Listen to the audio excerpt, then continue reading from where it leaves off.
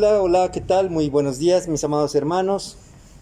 No necesito esto porque estoy yo solo aquí frente a la cámara, pero recordemos que debemos usarlo, debemos lavarnos nuestras manos. No ha terminado, estamos en un pico terrible de esta enfermedad y mientras el Señor no se la lleve, nosotros debemos ser sabios y guardar nuestras precauciones, usar el cubrebocas, la sana distancia, el aseo personal, todo eso. Recordemos que es muy, muy importante en esta época. Gracias a Dios, el Señor ha permitido que los hermanos que han pasado por enfermedad están restaurándose bien y le damos gracias a Dios por ello. Pues bueno, amados hermanos, hoy estamos aquí para continuar esta serie de mensajes acerca de la carta del apóstol Pablo a las iglesias de Galacia. Hasta ahora pues nuestros hermanos nos han enseñado que es una carta fuerte, una carta muy clara, donde el apóstol Pablo pues se está presentando como apóstol, donde está defendiendo el evangelio, que hay un solo evangelio, todo eso que hemos visto.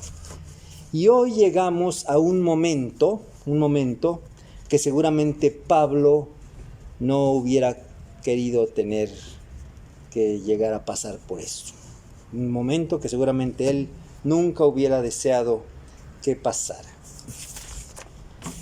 Vamos a repasar un poquito lo que vimos en Gálatas 2:9. Acompáñenme por favor. Gálatas 2:9 dice: y reconociendo la gracia que me había sido dada, Jacobo, Cefas y Juan, que eran considerados como columnas, nos dieron a mí y a Bernabé la diestra en señal de compañerismo, para que nosotros fuésemos a los gentiles y ellos a la circuncisión.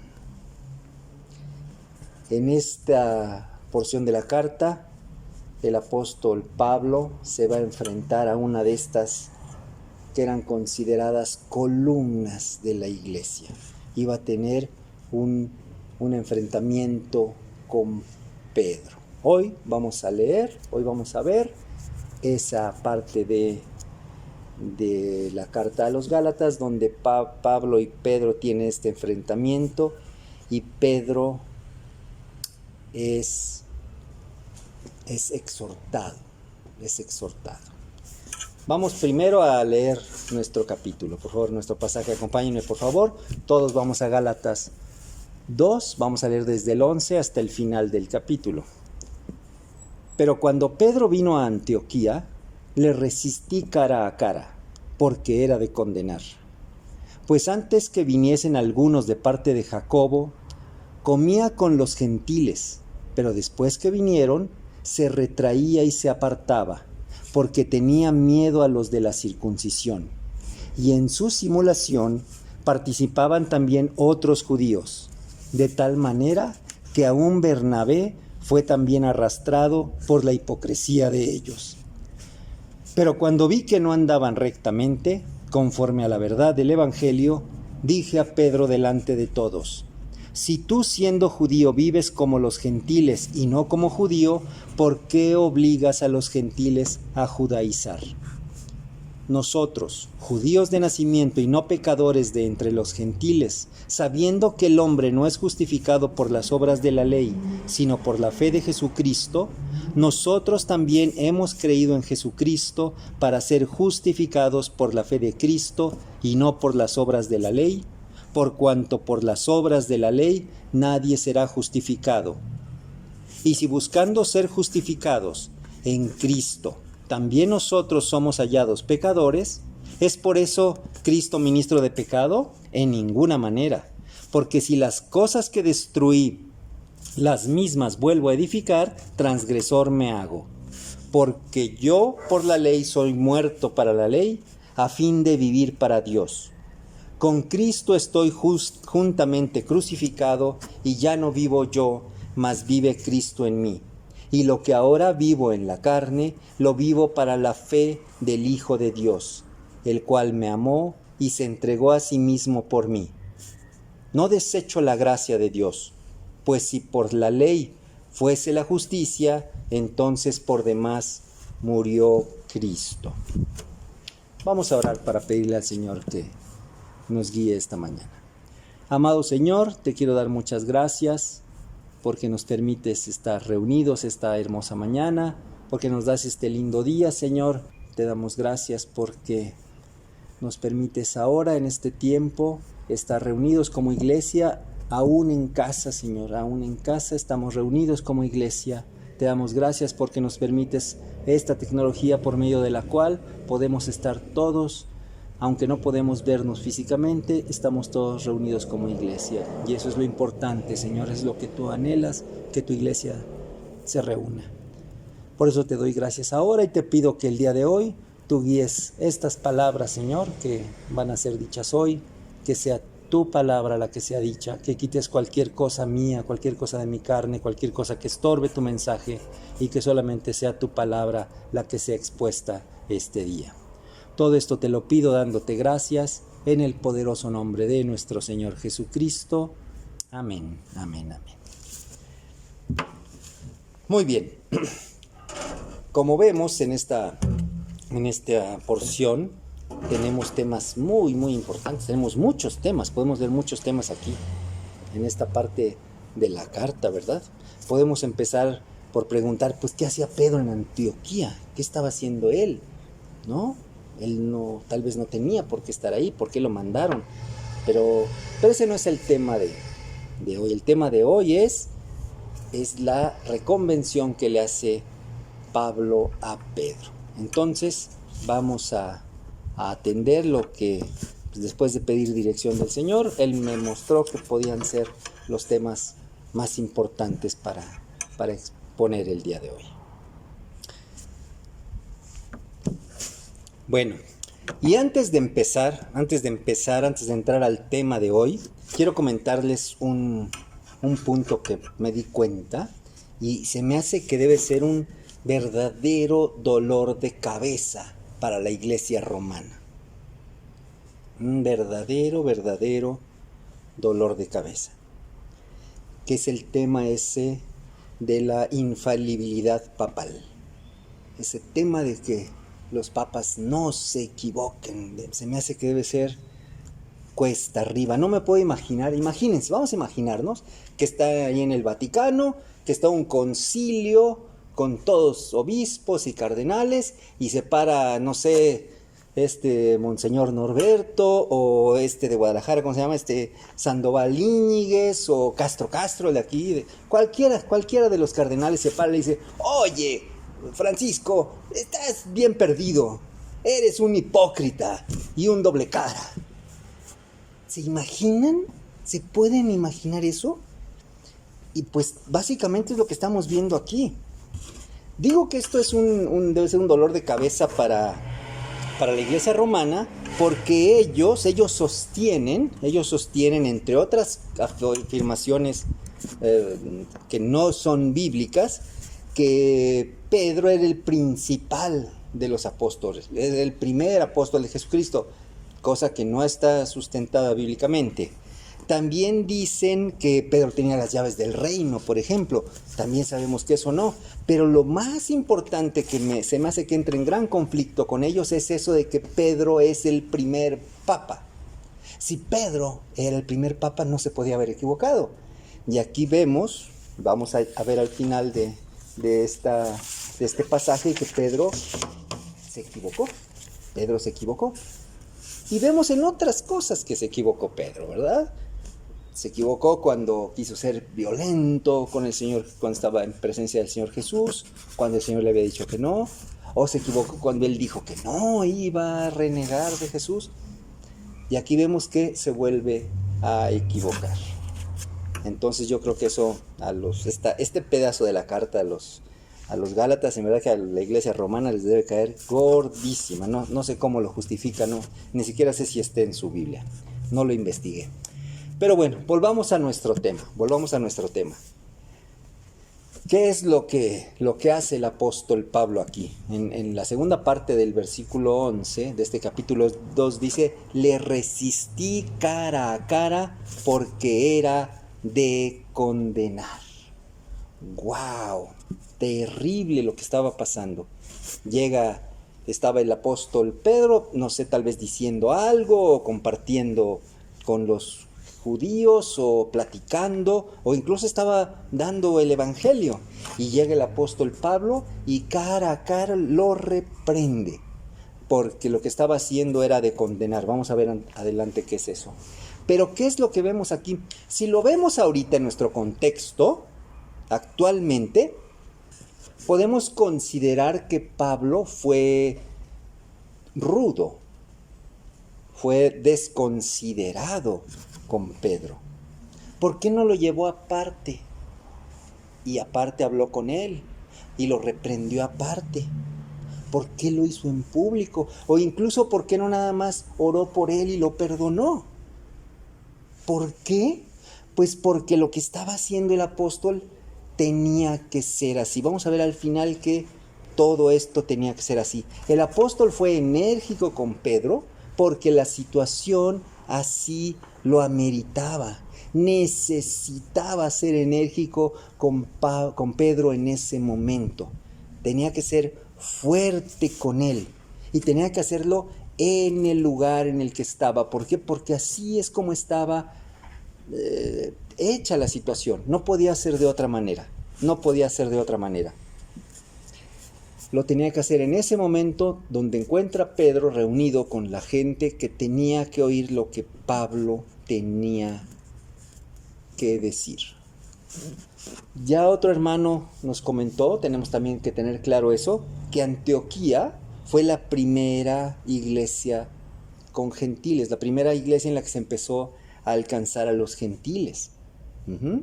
También había judíos, lo vemos en Hebreos 11, 19, como después de que muere Esteban, salen los cristianos de Jerusalén y van, entre otras regiones, menciona Antioquía. Sabemos que había judíos convertidos en Antioquía, pero había gentiles, había personas griegas o romanas comunes y corrientes que ya habían recibido el evangelio de salvación y ya eran cristianos. No eran nada más judíos los que había ahí en Antioquía. También de Antioquía partían las misiones, era como el centro misionero, como la capital misionera de esa época. Eso era Antioquía, y allí precisamente es donde sucede esto. Por eso era importante que en ese lugar que estaba siendo, digamos, el principio de la iglesia primitiva para los gentiles y el principio de las campañas evangelísticas para los gentiles, quedara claro lo que estaban haciendo y que tenía que corregirse lo que no era correcto, como en muchas cartas que escribió el apóstol Pablo. Corintios también es una carta que gran parte de la carta es reprensión a una de las iglesias. Pero bueno, ahí ocurre esto, ¿sí?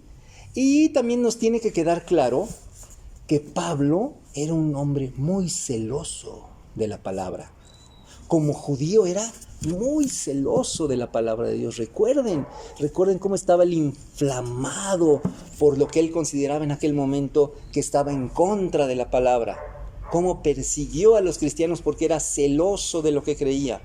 Y obviamente a partir de que tiene ese encuentro con el Señor Jesucristo, tiene ese conocimiento, conoce la verdad, se vuelve celoso de esa palabra. Y también con ese mismo celo del evangelio es con el que está defendiendo aquí ese evangelio que vimos antes, que no hay otro evangelio, es un solo evangelio, ¿sí? Entonces, tanto celoso de la ley como celoso del evangelio, Pablo así actúa en esta situación, ¿sí? Él es por eso celoso, por eso dice aquí, le resistí cara a cara, y adelante nos hace ver que fue en público, lo vamos a ver adelante. Entonces no es de sorprender que Pablo actuara así. No podemos considerar que él estuviera actuando mal porque era lo que tenía que hacer en ese momento, ¿sí? ¿De qué es lo que lo acusaba? Dice, porque era de condenar. ¿Qué es lo que era de condenar? Es una declaración muy fuerte. Una condenación siempre es una declaración muy fuerte. Cuando hablamos de que algo debe ser condenado, es no es cosa fácil ni sencilla. Y aquí el apóstol Pablo presenta en esta, que aparentemente es su primera carta, podemos decir que aquí empieza el principio de su estilo epistolar, donde él hace una declaración e inmediatamente después da las razones y los motivos de los por qué hace esa declaración. Aquí dice, porque era de condenar, y inmediatamente en el versículo 12 dice, pues antes que viniesen algunos de parte de Jacobo, comía con los gentiles, pero después que vinieron, se retraía y se apartaba porque tenía miedo de los de la circuncisión. Y en su simulación participaban también los otros judíos, de tal manera que aún Bernabé fue también arrastrado por la hipocresía de ellos. Es muy fuerte, le dice cosas muy fuertes, ¿verdad? Le está diciendo simulador, hipócrita, cobarde, mentiroso. Muy fuerte lo que está diciendo, pero es lo que él estaba viendo de la actitud de él, de la actitud de alguien que además sabía que lo que estaba haciendo no era correcto. El apóstol Pedro ya había tenido un encuentro personal también con Jesucristo, además del tiempo que estuvo con él. Tuvo después, en Hechos 10, en el Hechos 10 nos narra ese evento, que yo digo que es el primer evento multimedia de la historia, porque multimedia es cuando se utilizan dos medios, que es lo visual y lo auditivo, y aquí bajaba un rollo del cielo, se abrió un rollo con ilustraciones y una voz le decía, por eso digo que es un evento multimedia, pero la verdad es que en ese evento en el que Pedro es confrontado con lo que creía y el Espíritu Santo o Dios mismo le está revelando la verdad, no de seguir la costumbre ni la ley, sino la verdad ahora en Cristo.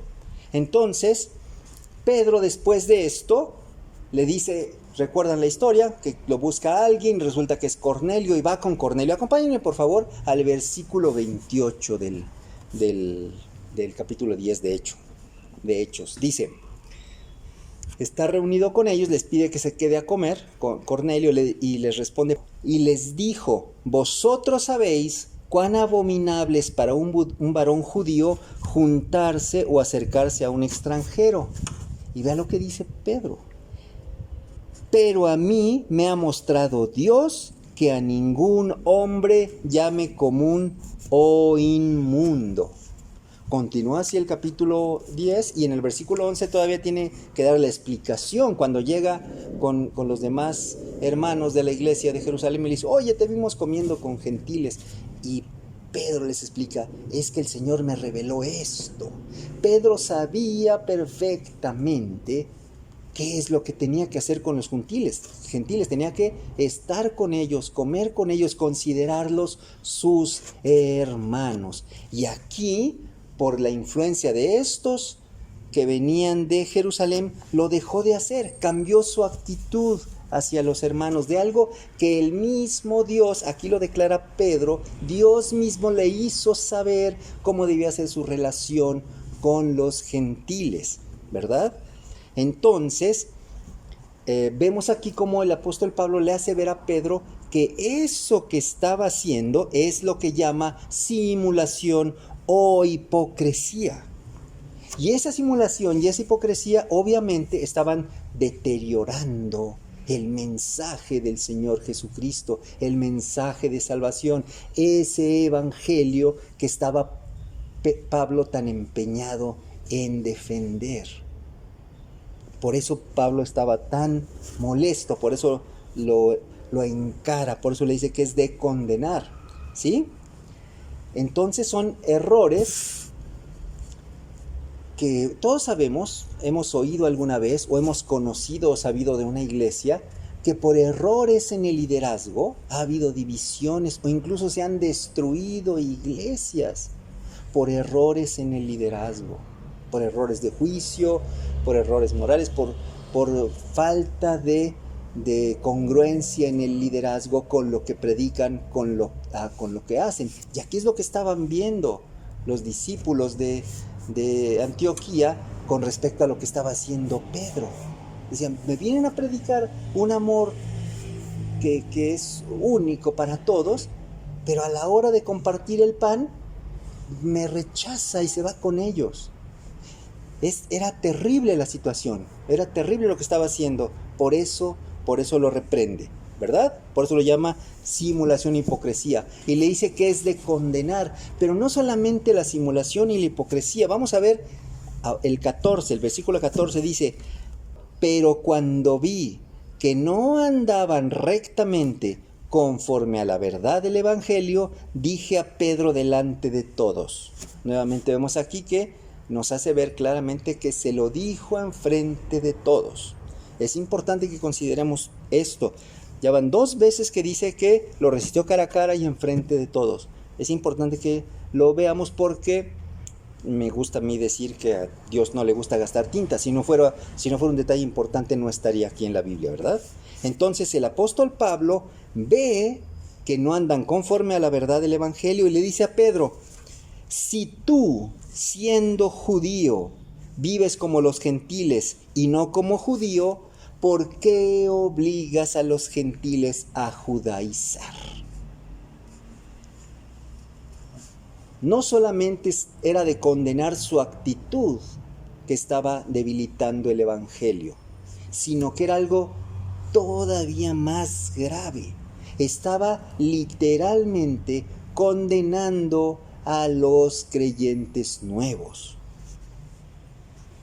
Estaba condenándolos porque los estaba uniendo, los estaba atando a una ley que primero no era para los gentiles. Una ley que no era para los gentiles, era para los judíos, para el pueblo de Israel, para el pueblo de Judá. Para ellos era esa ley. Y además es una ley que vamos a ver adelante, lo sabemos, no pudo salvar a nadie. Es increíble que Pedro no solamente estaba fallando en su testimonio, sino estaba atando, estaba obligando a estos nuevos convertidos a rechazar la gracia de Dios. Era verdaderamente fuerte y terrible lo que estaba haciendo. Cumplir la ley era algo que no era posible. Santiago 2:9, buscando un versículo que lo diga, dice, pero si hacéis acepción de personas, cometéis pecado, y quedáis convictos por la ley como transgresores. Porque cualquiera que guardare toda la ley, pero ofendiere en un punto, se hace culpable de todos. Este versículo me gustó porque engloba las 2 cosas que vemos aquí. Primero, hace saber que la acepción de personas es pecado. Entonces, Pedro estaba pecando. Y después nos hace saber que si faltamos en una sola cosa de la ley, estamos fallando en toda la ley. Entonces, este versículo de Santiago 2:9 nos hace ver claramente el terrible error que estaba cometiendo Pedro al hacer acepción de personas y al ligarlos o al forzarlos a someterse a una ley que no era para ellos y que no los iba a salvar, no iban a alcanzar. Entonces, lo que puedo entender claramente de estos versículos, cuando el apóstol le dice que es de condenar, es básicamente por estas 2 razones. Primero, porque estaba pecando al hacer acepción de personas, estaba fallando en el testimonio, estaba fallando en el Evangelio y estaba ligándolos a una ley que irremisiblemente los iba a llevar a la condenación. Ok, muy bien. Vamos a continuar. Vamos a ver otro punto que es muy importante en para que veamos por qué fue esta reprensión a Pedro. Leamos el 2:14, la primera parte dice, por cuanto vi que no andaban rectamente conforme a la verdad del Evangelio.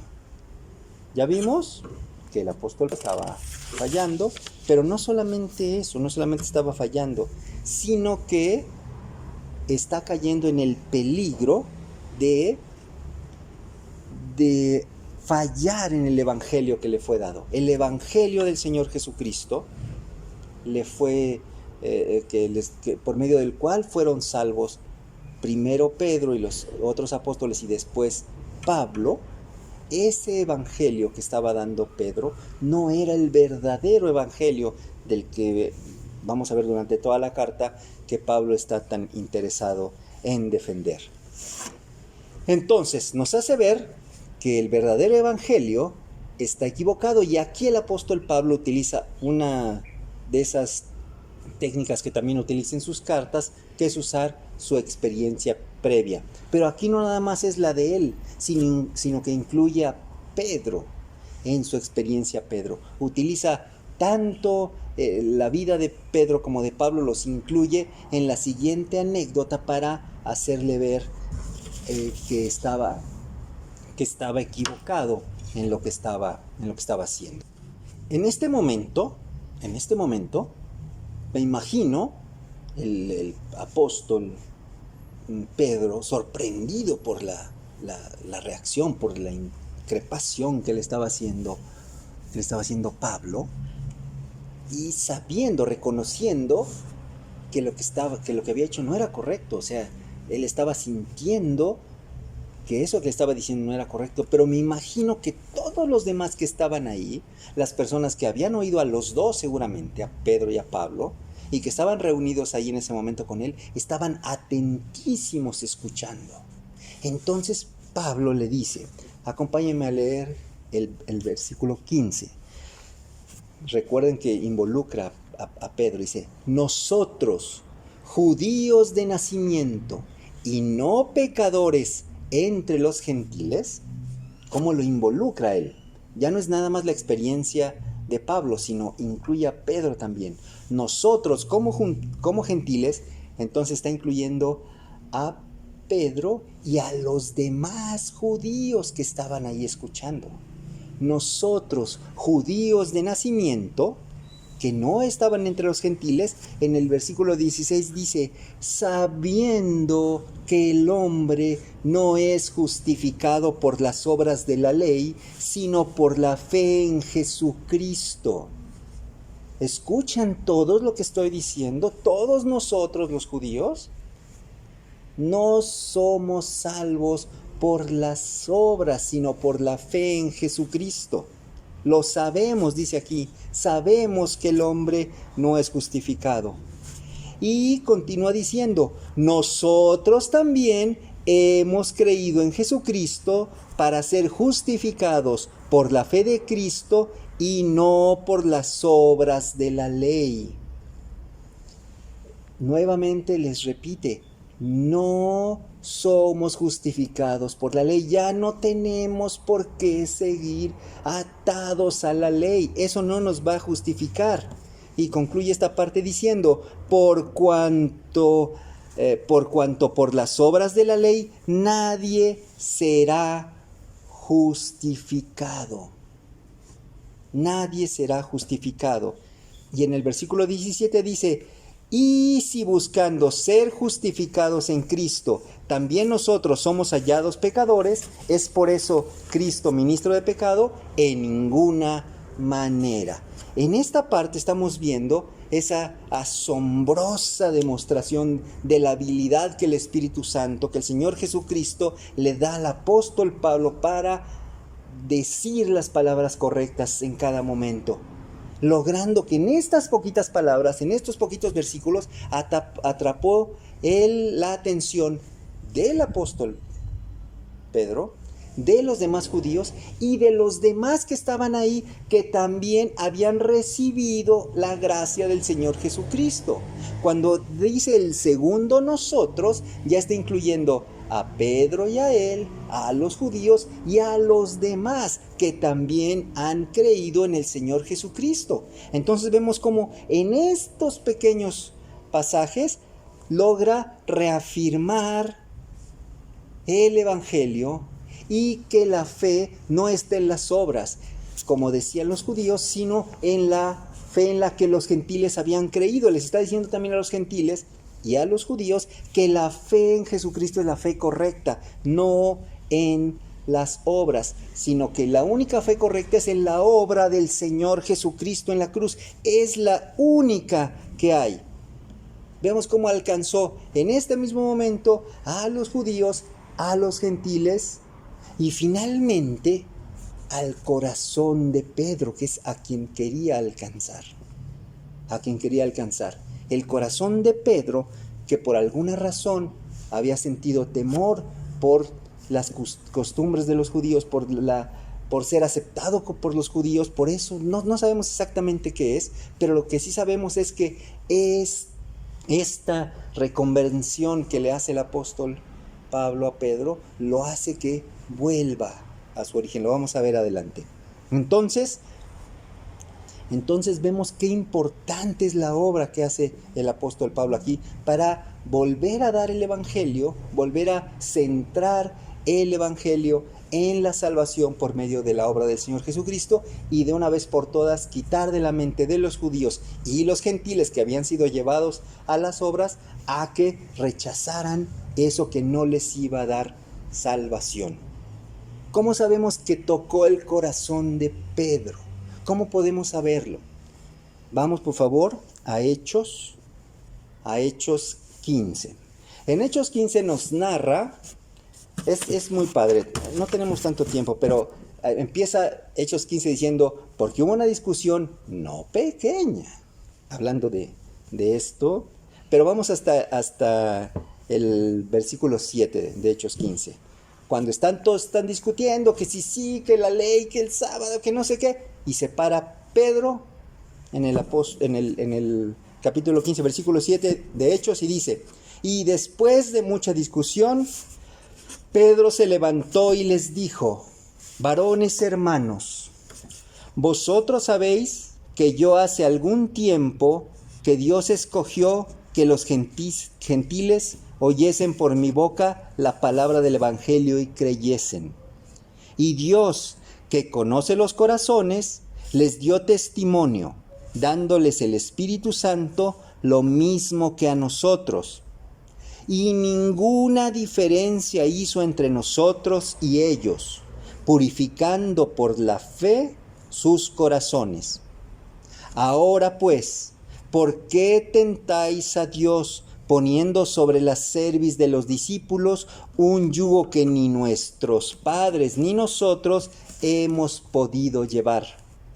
Antes creemos que por la gracia del Señor Jesús seremos salvos de igual modo que ellos. Este evento, conocido como el Concilio de Jerusalén, en el que se presenta esta resolución que da Pedro al conflicto que se había generado por hacer que los gentiles siguieran atados a las reglas de los judíos, o que los judíos siguieran atados a sus reglas aún ya siendo libres en Jesucristo. Qué manera de terminar una discusión.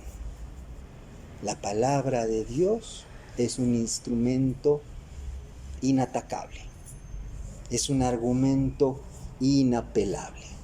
Siempre que usamos correctamente la palabra de Dios, no hay forma de continuar argumentando en contra de ella. Y aquí es lo que hizo el apóstol Pedro.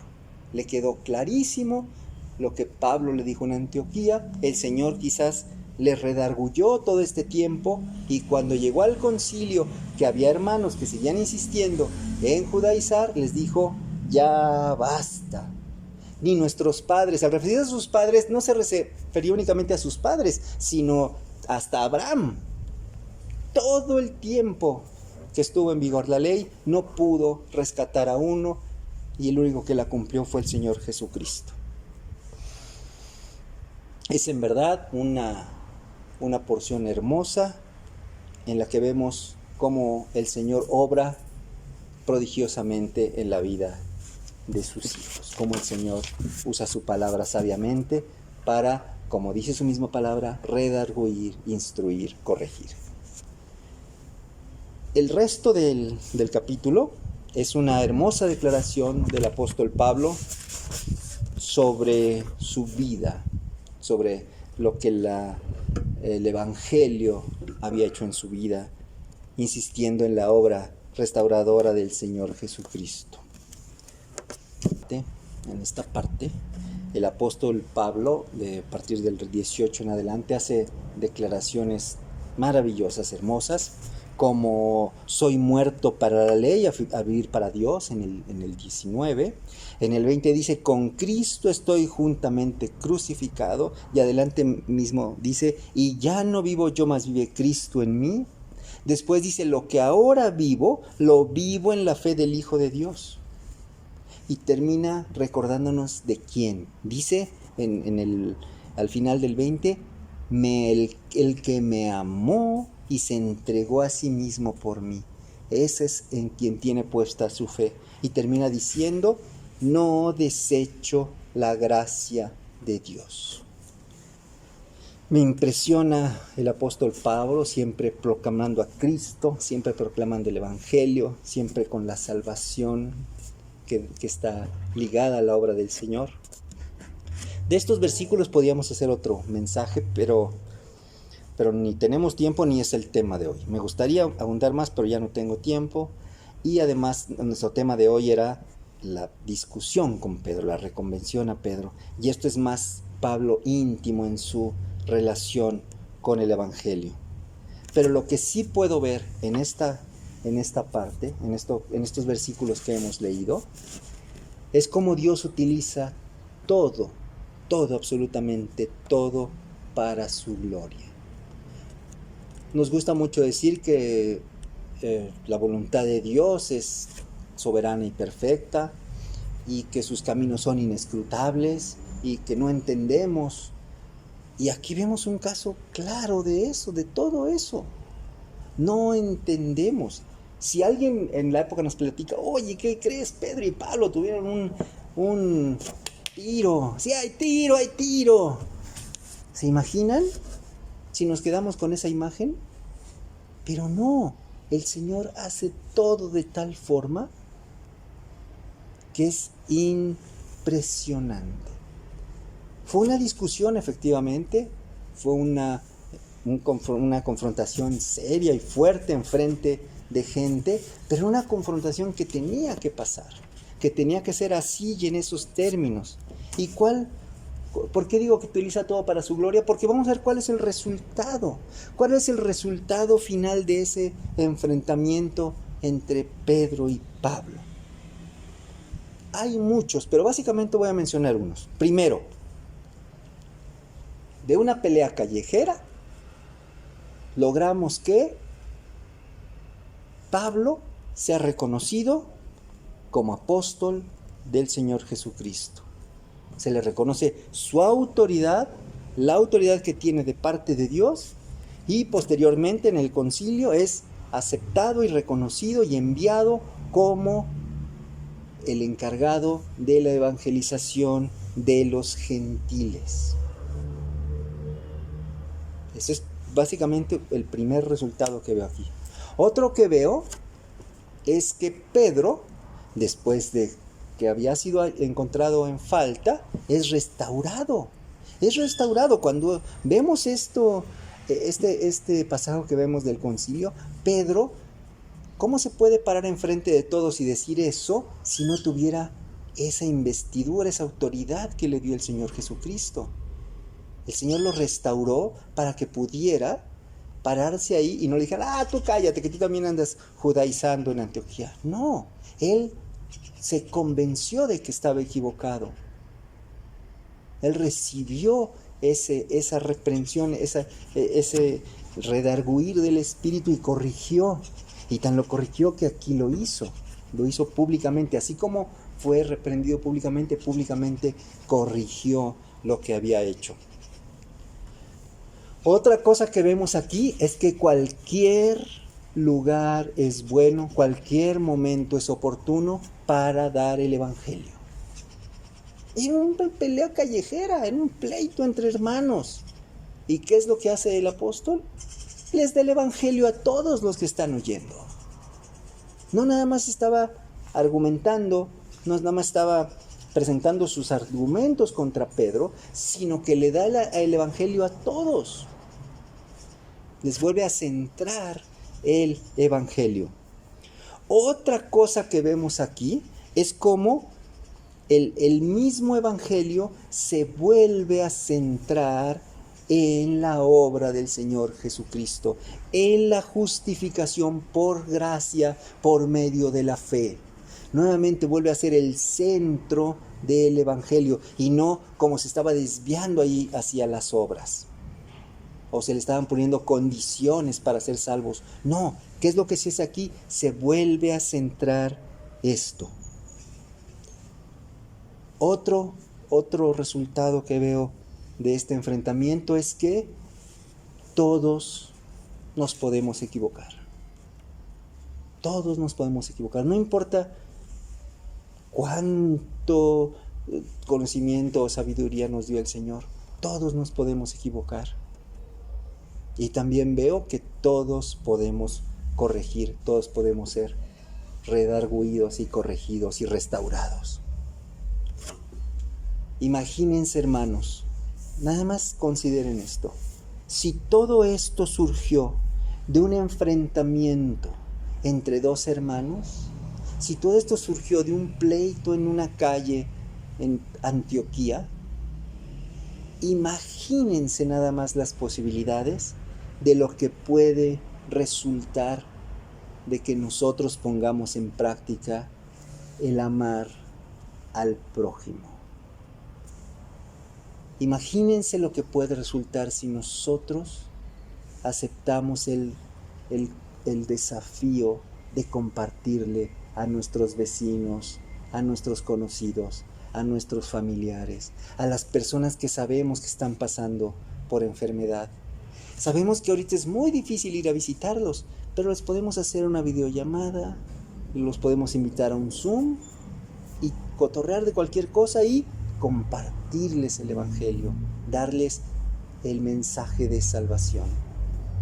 Si todo esto pudo salir de un pleito, imagínense lo que puede salir del amar a nuestro prójimo, de cumplir el mandamiento de nuestro Señor Jesucristo. Acompáñenme a orar. Padre bueno, Señor Santo, te doy gracias esta hermosa mañana, te doy gracias por este tiempo lindo que me permites tener, porque yo sé que mis hermanos están ahí, aunque no los puedo ver en este momento, no los podemos saludar, no los podemos abrazar, pero están aquí, sabemos que están reunidos aquí como iglesia. Te damos gracias por este tiempo, te damos gracias porque nos has permitido encontrar en esta porción de tu palabra, en este pleito que hubo entre apóstoles, como tú, Señor, lograste cosas maravillosas. Y te damos gracias, Señor, y te pedimos que tú nos permitas seguir siendo parte de tu obra, Señor. Que nos llenes de ti para poder cumplir, Señor, con esa encomienda que tú nos has dado y ese mandamiento que tú nos has dado. Te lo pedimos todo esta mañana, dándote gracias, en el poderoso nombre de nuestro Señor Jesucristo. Amén, amén. Gracias, hermanos. Dios les bendice. Les mando un abrazo. Saben que los amo. No los puedo ver, pero los amo, los extraño. Ojalá y pase pronto. Sigamos orando para que el Señor permita que pronto pase ya esta pandemia. Y recuerden, sigamos guardando todas las medidas necesarias. Bendiciones, bendiciones.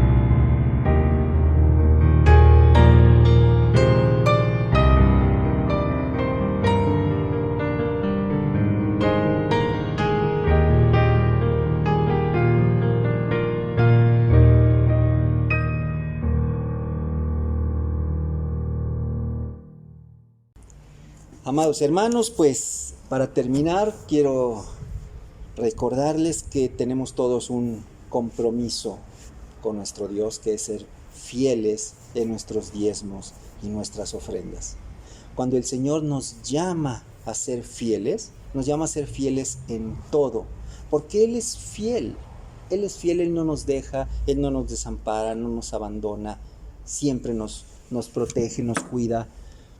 Aun cuando hemos pasado por la aflicción, Él nos saca.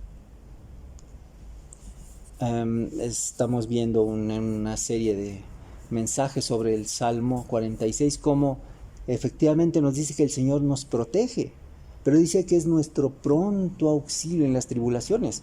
Quiere decir que cuando pasamos por tribulación, el Señor pronto va a estar ahí para auxiliarnos, y lo hace, lo hemos visto. ¿Cuántos hermanos acaban de pasar por la enfermedad y gracias a Dios el Señor fue su auxilio y los restauró? Y el Señor lo único que nos pide es que seamos fieles en algo que Él ya nos da. Nada más nos pide que le demos la parte de lo que Él nos da. No nos pide que hagamos algo más. Lo único que quiere es nuestro corazón ser puesto a prueba en algo que todo nos ata a eso, a lo material, a lo económico. Y el Señor lo que quiere es probar nuestro corazón en eso, que seamos fieles en eso. No quiero ser ni drástico, ni grosero, ni mucho menos, pero ¿cómo podemos decir que cumplimos como cristianos si no cumplimos como cristianos? Es una instrucción muy clara de que de eso que el Señor nos da, eso que Él nos proveyó, por eso nos dice en la palabra, conforme lo que te prosperó.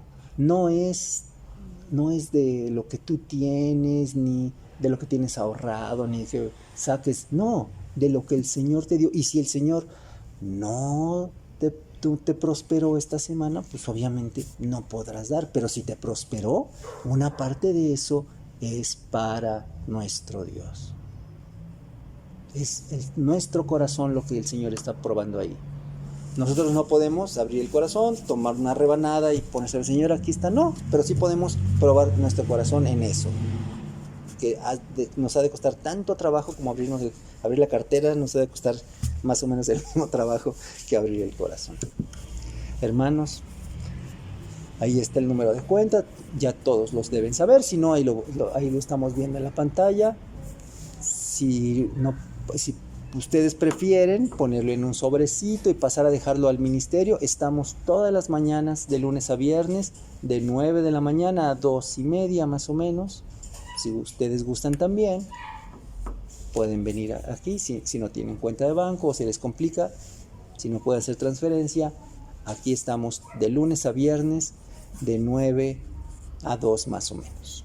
Amados hermanos, permítanme orar por los diezmos y ofrendas. Dios amado, Señor Santo, te quiero dar muchas gracias, porque Señor, tú eres fiel con nosotros, porque tú nos prosperas, tú nos abundas. Y Señor, te quiero pedir que tú dispongas en nuestro corazón el ser fieles en esto, Señor, de los diezmos y las ofrendas, Señor. Te pido que tú nos permitas ser fieles en ellos, sabiendo que lo que hacemos, Señor, es por fidelidad a lo que tú nos das, Señor. Señor, sabemos que eso va a ser usado para que el Evangelio se siga proclamando, para gastos de la iglesia, para el sustento de la iglesia, Señor. Para eso los dispuso el Señor, y por eso, Señor, te pedimos que a todos nos pongas en nuestro corazón ese anhelo, ese deseo, esa fidelidad de cumplir con nuestros diezmos y ofrendas, Señor. Te pedimos que los bendigas, que sean usados sabiamente, y que tú sigas, Señor, proveyendo, prosperando y abundando a nuestros hermanos. Todo esto te lo pido ahora, en el poderoso nombre de nuestro Señor Jesucristo. Amén, amén, amén. Bendiciones.